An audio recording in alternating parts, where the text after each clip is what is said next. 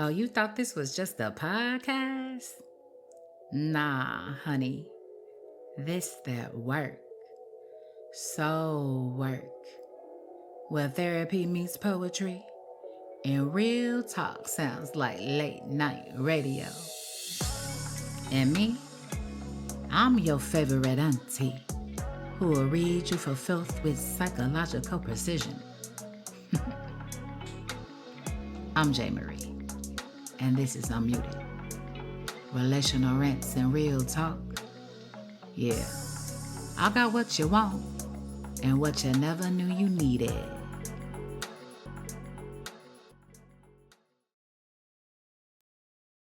Hey there.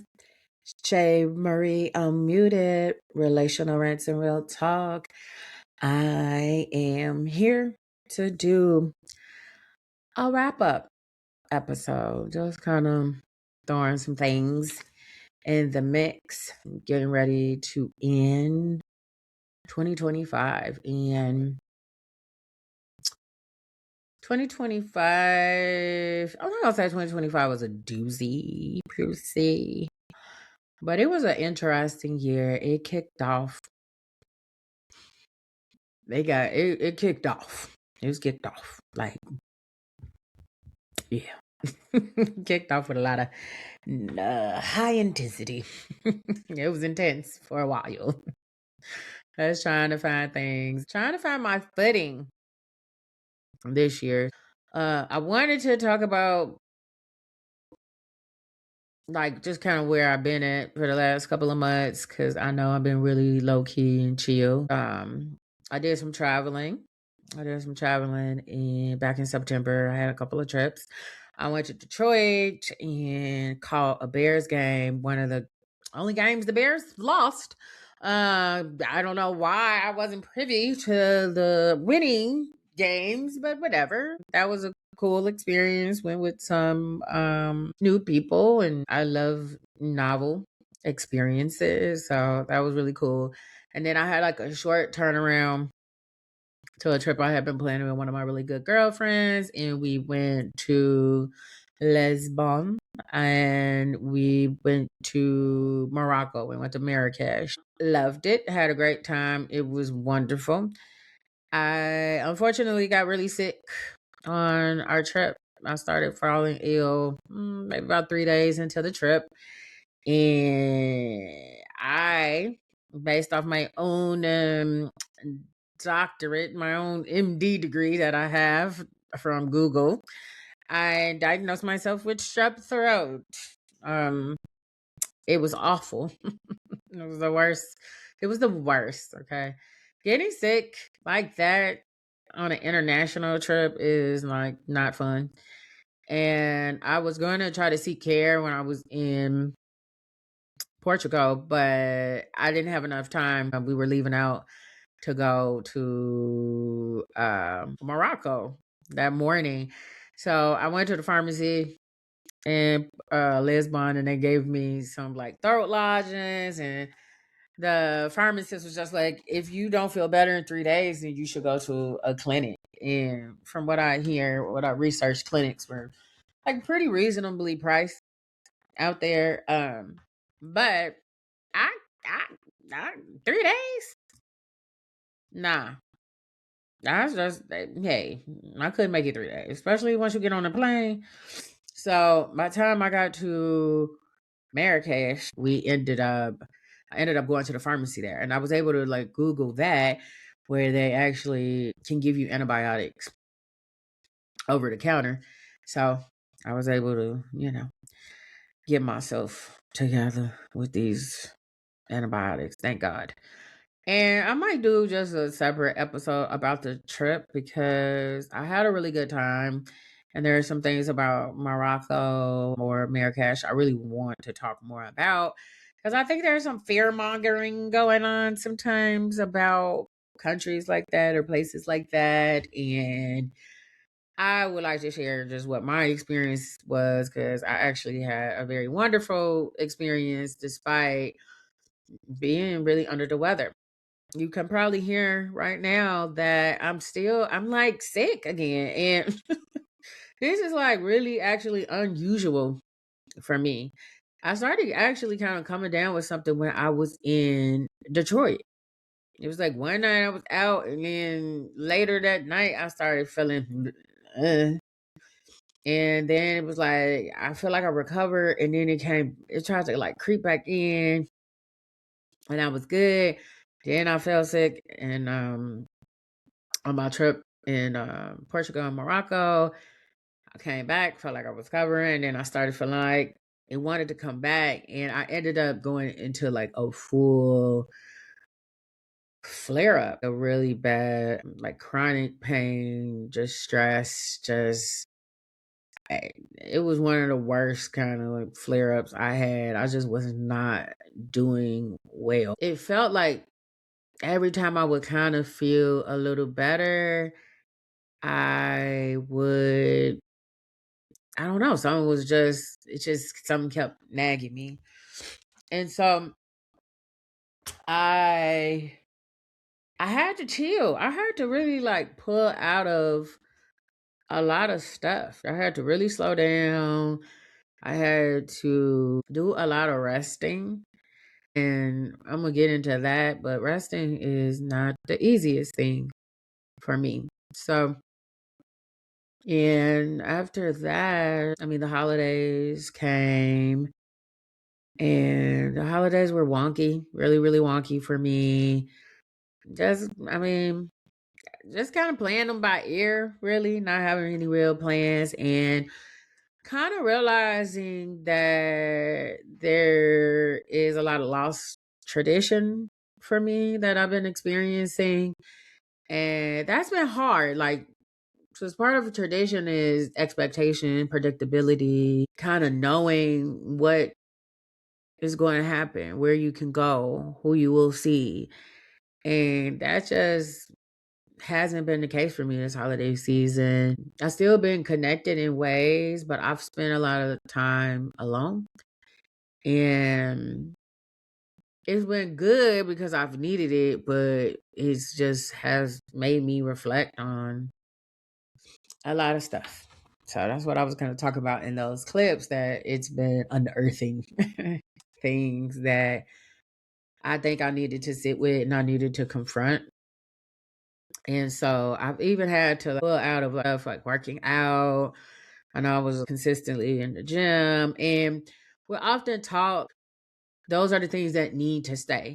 And they are. I always tell my clients, when we're stressed, the first thing to go is always the stuff that we actually need to help ourselves get through our stressful times. But for me, this time, it was like I couldn't do it. I couldn't push my body. It just felt like pushing my body to do my strenuous workouts where it was just like, no. I had to, man, I had to do a lot of resting. It was kind of crazy. I picked up a documentary addiction at this point because, excuse me, when I rest, I still need something. I'm not a big TV watcher, so it was stupid to put on a really in depth movie or something like that because I'm gonna fall asleep. So I've been watching documentaries. Plus, I mean, I like picking people minds. I think if I'm being honest, the documentary obsession has also aided in some of my reflections because one thing I've noticed, and this is such a sidebar, but one thing I've noticed about documentaries is how people talk about the people who have passed on, right? For whatever reason, or the people who are missing, stuff like that. One thing I constantly hear as a statement is like people say, "Oh, she would have gave you the shirt off her bag. He would have gave you the shirt off his bag. He was so caring." And it made me think about what people would say about me. Because don't say I'm giving you my shirt off my back, because I'm not. I'm not that person. I know that to be true. Now, I might buy you a shirt. I might gift you another shirt that I have. I'm gonna make sure you have a shirt. but off my own back, probably not. It made me start thinking about that. I know that's a little dark, but it's actually exercise sometimes. I've noticed in like different clinical worksheets where they'll have you write your own eulogy. It just made me think like, what would people say? Because I want people to be honest. Like, don't just be seeing some cookie cutter ass shit about me. Like, make sure you're saying like who I am. And I think part of that too, in those types of situations, I think you're forced to actually reflect on what people mean to you and how people contribute to your life. And when people are gone or people are missing, that sometimes provide that clarity, right, on the value that person actually provides. A lot of reflection with that. At the beginning of December, I went to Toronto and I visited my brother. I love going to visit my brother, because I just love my brother. We're really tight, really close. And Toronto is just a city that's pretty freaking weird to me, but I like it because it kind of resets my nervous system. It actually almost down regulates me. So I'll be in a trance. I literally call my trips to Toronto nervous system reset. When I was planning the trip with my brother, I'm like, yo, let's not plan too many things because I'm going to be sleepy.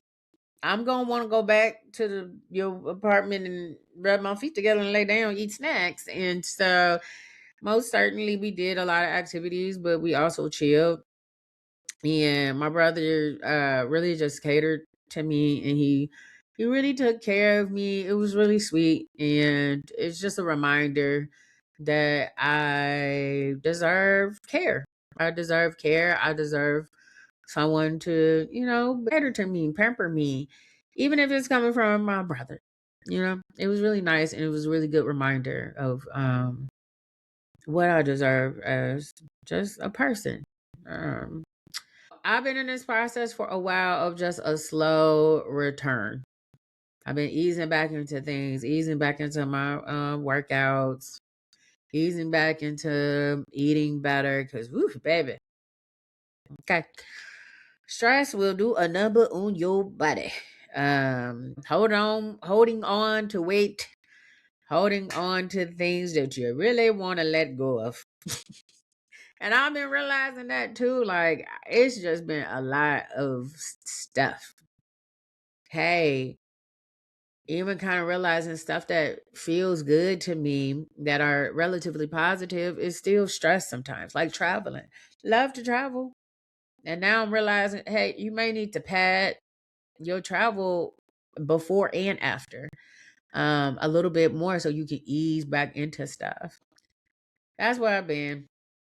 This slow return. And it's frustrating because it feels like every time I get into a rhythm, every time I feel like I'm getting back into my flow, I'm feeling better, then if something happens that make me sit my ass down again. It's like, because I went to Toronto and I started feeling weird in Toronto. It's like, I'm like, this ain't even me. I promise you, I get sick like every 3 years. So to be like sick for the last 3 months, I don't know. Something going on. Then I got better, and then randomly, like a couple of days before Christmas, I just started feeling under the weather again. So that's where I'm at with my little recap where I'm at, easing back into things. And I want to talk about something I often discuss with my clients at the end of the year. I always give them a prompt for reflection. And it's usually what I want you to reflect on your progress. I want you to reflect on what you got accomplished this year, what you did. I want you to think about the things that you want to leave behind in 2025 and the things that you want to actually bring forth in 2026. And what is it that you want to manifest in 2026? Things that you want to bring about.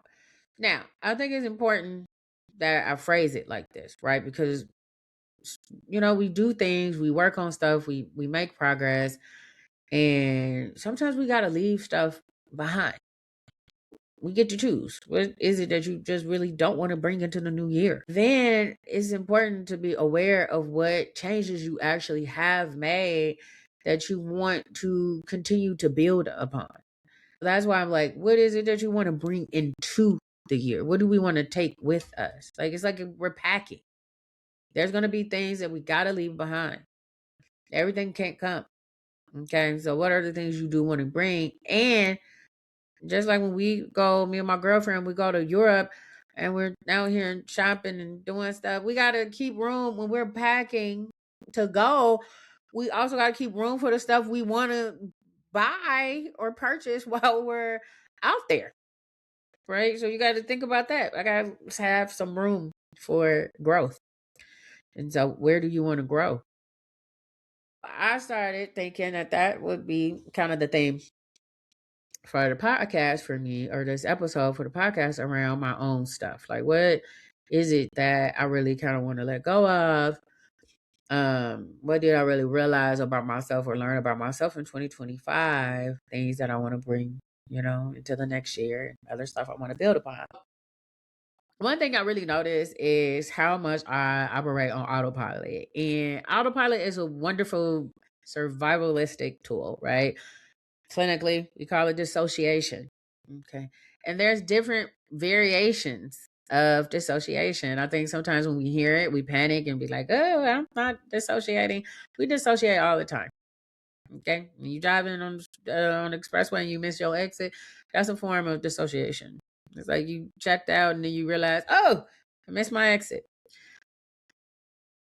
I started realizing how much that I'm like autopilot, which is also just a form of dissociation. It doesn't take a whole lot to think about what it is that you're doing. It doesn't take a whole lot of awareness. I've had to really challenge myself this year to interrupt that. Now, it's important. I thank God for it. I thank God that we have that ability because it's necessary.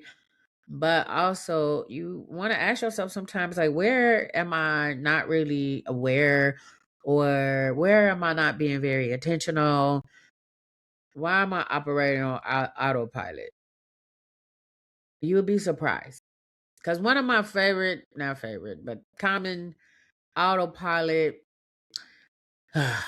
stance, I guess, or like scenarios is making making something out of nothing or doing whatever is necessary. I'll just do stuff. I found myself, I had this contract position earlier this year, and I'm not going to get into the nitty gritty details of it, but I found myself doing stuff like that, just making it work. And then one day I was just like, at what cost? At what cost? That job, it was a contract position I had, and on the outside, on the surface, it looked really good. And then when I really sat with it for a while, I was just like, yeah, this is not what it is. And that's really what made me start paying more attention. Girl, what the hell? Why were you doing that? It was crazy. That's one thing. Again, difficulty with rest. I have a hard time resting. I have a hard time sleeping often. I have a hard time just chilling. I have to really start challenging myself of like, what is the thinking behind, or your beliefs behind, your difficulty with resting? Because it's not just, oh, you need good sleep hygiene. You need to go to bed at this time. You need to put your phone away. And we love practical, tangible things like that to help us, um, just improve our behaviors. But sometimes we really need to sit with what is maybe subconsciously guiding my decision making when it comes to this type of stuff, or what's making it so much more difficult. And when I really sat with rest, I realized I have a fear. Excuse me. And a lot of trauma survivors have an issue with rest. Because if you think about it, if you're really in danger, resting is not going to really aid you. It will eventually. It's one of those eventual things. But if I'm really under attack, going to sleep is not really ideal for survival, you know? But I was able to track that back to experiences that I had as a child and things that I saw, and particularly relating to my parents and their relationships with work and rest. Very different, very two extremes. Both of my parents operate in very extremes. So I identified with one extreme that felt like the safer extreme. And then the fear I have is associated with the other extreme.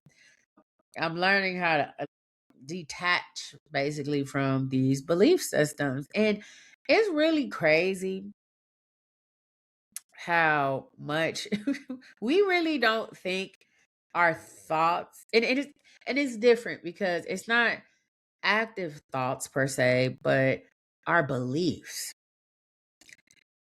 I recently been focusing on paring down, like decluttering my mind, obviously with looking at some of my beliefs, and decluttering my home. I'm like, one day I'm just looking around. I'm like, why do I have so much shit? What is this? I was like, what is all of this stuff? It's constant. Constant shit just everywhere, right? It started because I brought this liquid IV and it was nasty as hell. It was just a really disgusting liquid IV. I remember it was sitting on my desk for like 3 weeks. And I was like, Jazz, you're not about to ever use that again. You're not going to drink it. You're not about to give it to anybody because it's disgusting. So why is it sitting on your desk? Just in case? It's never a just in case scenario that you're ever consuming that again. I ended up throwing it away. But then I started thinking, why do I have to buy a 25 pack of toilet paper? Why do I have to buy 15 rolls of paper towels at one time? This is all mentality I got again from stuff I saw as a child. But I'm like, oh, this is scarcity mindset too. We don't think about it like that. But yeah, my need to buy everything in bulk just in case so I never run out is scarcity. It's a scarcity mindset. It's scarcity beliefs. I'm like, it's okay to just buy what it is that you need.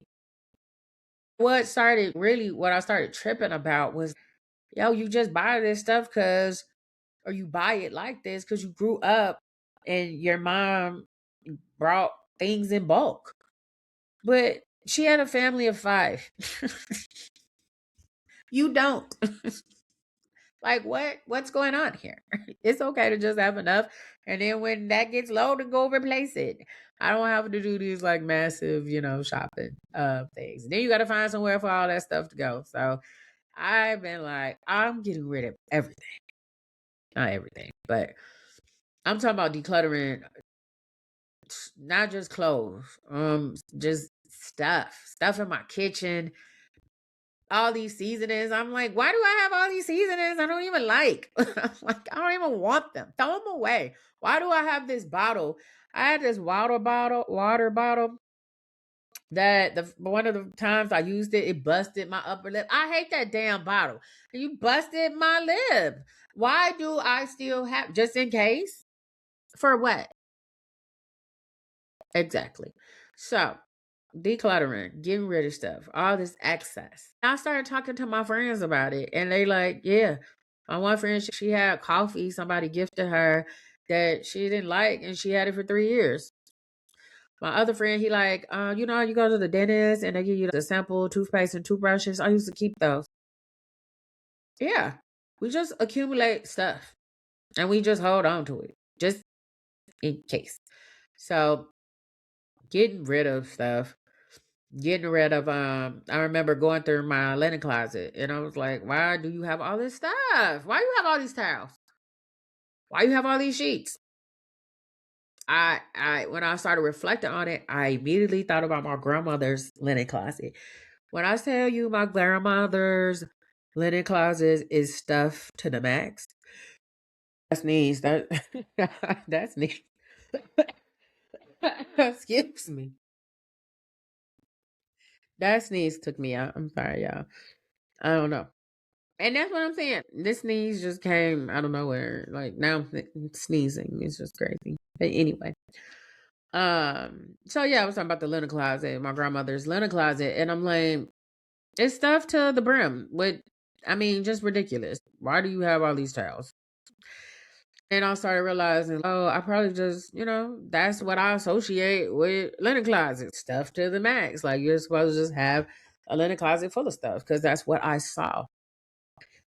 And I'm such a I never really considered myself to be per se a visual learner, but I do. I'm very image based. I think a lot in actually images, and as soon as I was reflecting on that, I'm like looking at my grandma's closet. And I'm like, yeah, but she had a family of 8. You don't. And even if she had a family of 8, my grandma probably still had too many damn towels and sheets. You don't have to do that. Just kind of changing, just really thinking about how my beliefs, how, again, autopilot, not really challenging. What are my core beliefs? What is making me make the decisions that I make? What is guiding my behavior if I'm not really connected to like intentional basically decision making? It's okay, you just go and you got to get 15 rolls of toilet paper. I've came up, my girlfriend asked me the other day, my friend Felicia, she's like, we went out to brunch and she asked me, she was like, you got any New Year's resolutions? And I was like, no, not really. I'm not really, I don't know. No. And then later I thought about it. Oh yeah, I have been reflecting. I've gotten back into my journaling regularly. The one thing I said, a phrase that I was going to really kind of live by in 2026 is consistently intentional. I want to be consistently intentional. And in reflecting on that, I came up with staying steady and tightening up. I want to tighten up. And all of those are kind of like similar things, but they're different. I think the consistent intentionality is more of the umbrella. I've been looking at stuff too around how can I stay steady. In some of my reflections, I was actually reflecting in with ChatGPT, and I was saying, around I was talking about certain structures that are in place that you think that a certain structure is providing stability, and it does, but is it keeping you steady? And I think that that's the reflection that I've been really sitting with of like, okay, what structures in place I'm aware that it's giving me some level of stability, like that contractor position I was talking about earlier, but is it keeping me steady? And it wasn't. ChatGPT reflected back to me and it was like, so what feels good doesn't always keep you steady. And I was like, oh no, it's not about what feels good, it's about what feels easy. That's another mantra I'm carrying into 2026 because what feels easy doesn't always keep me steady. Now, I have an example. I do personal training and I go twice a week, personal training, and I see my trainer at 5 o'clock in the morning. Okay. Most people who know me know that I would never describe myself as a morning person. Now, that doesn't mean I don't like morning, but I'm not I'm your traditional morning person. A lot of people are actually the people who knew me in a different lifetime are actually amazed that I wake up that early to go to the gym. They just be like, "You, Jasmine, I know, go to the gym at that time." Yes, it's weird. It's shocking. Now, it's challenging. It's challenging. Some periods of time, not as much, not as challenging than other periods of time. But when my schedule started shifting and the weather started changing, it became a struggle. And I was like, why am I forcing myself to get up this early when I don't no longer had to? Before I was doing it because it fit into my schedule.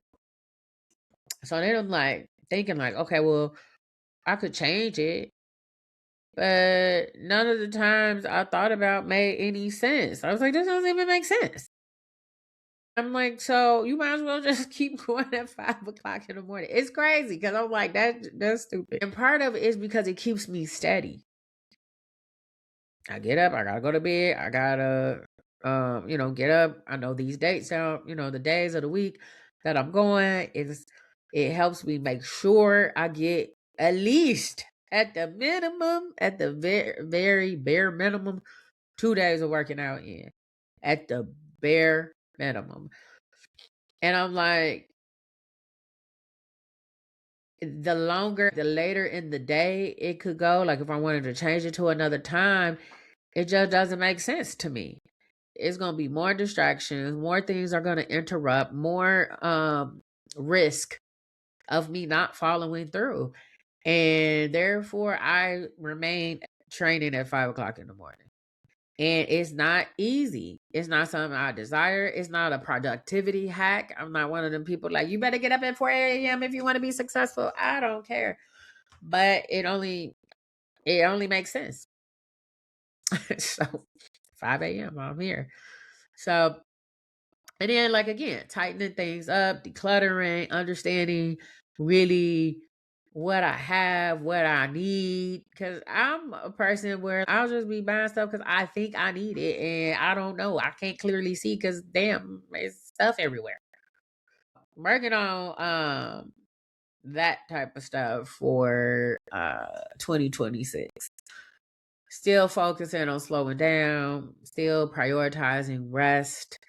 I'm hoping to get better at those things in 2026. I'm hoping to stay steady in my podcast. I'm really actually proud of myself. This is probably the biggest accomplishment for me in 2025 because I've always wanted to do a podcast, but 2025, it just came out of the blue.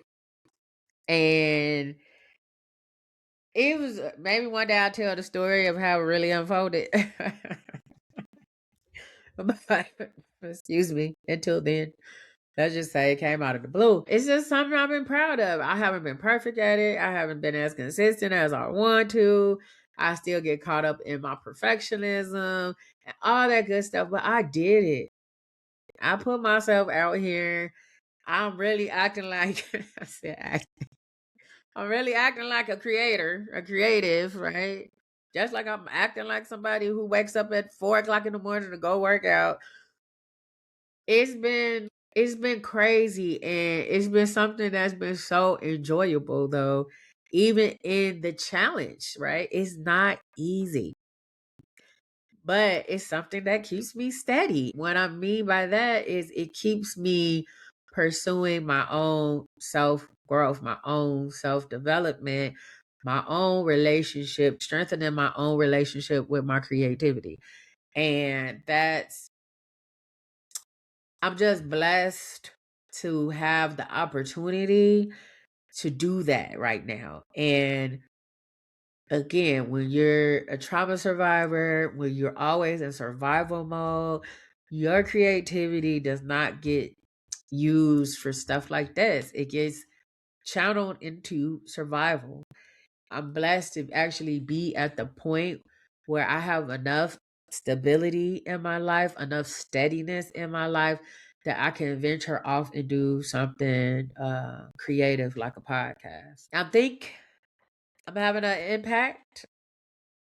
And maybe it's not a super substantial one, but people been asking me, "You still doing a podcast? You dropped a new episode?" And I'm like, "Oh, okay." Like, maybe it's only just one or two people, but still, okay, it's something. We got to be, in the present moment. We got to accept the positive and the good for what it is. And I'm not on autopilot when I'm in the present moment, when I'm appreciating the love that I am getting, right? This season, holiday season, been full of a lot of grief, a lot of processing that grief, but it's also been full of a lot of joy, a lot of recognition about how far I've actually came, about my courage and being bold and taking certain risks. I'm in love with this version of myself. She's not perfect and she gets on my nerves often, but I'm proud of her because she do what she got to do by any means necessary. She makes shit happen.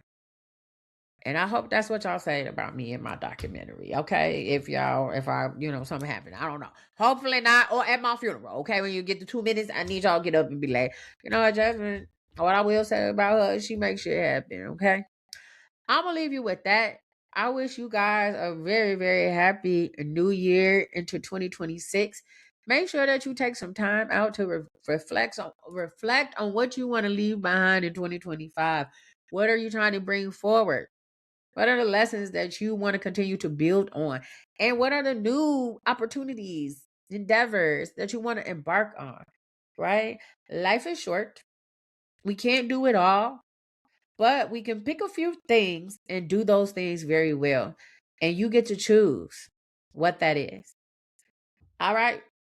As always, I see you. I hear you. I'm here with you. And thank you for being here with me. I really appreciate it. I know 2026 is going to bring so much more for J. Marie Unmuted. Relational rants and real talk. Continue to check me out. I appreciate your patience. I appreciate you checking in. And until next time, I am out.